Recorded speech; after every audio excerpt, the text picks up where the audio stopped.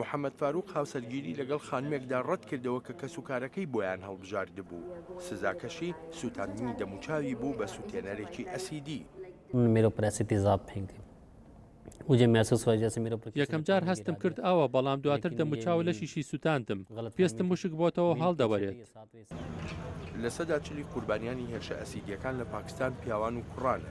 فاروق ئازارێکی ئێجگار زۆری هەیە و خەمۆکێکی گەورەش دایگرتووە.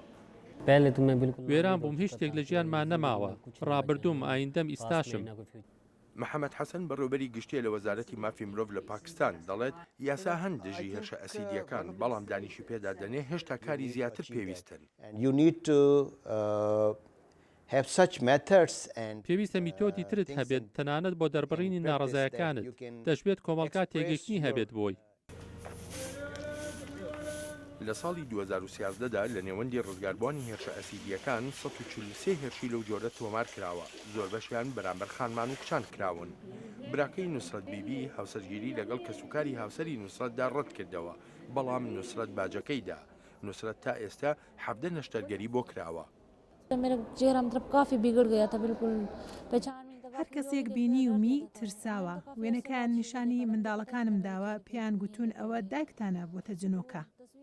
بالێری خان سەرۆکی نێوەندی ڕزگاربووان لە هێرشە ئەسیدیەکان لە ئیسلاماباد دەڵێت پێویستە ترسی ڕزگاربووان بشکێنرێ، ئەمەش کارێکی سەرەکیە. ئەمە سەبارەت بە بنیادنانی بیرکردنەوەیە، هەستکردنی خوددا بەبوون، هاتنەوەجێی خۆتە لە کۆمەلگادا. هەروەهاش پێگەی گشتیە بۆ پیاوان و خانمان کە جارێکی تریش شایستەی ڕێز و سەروەرین.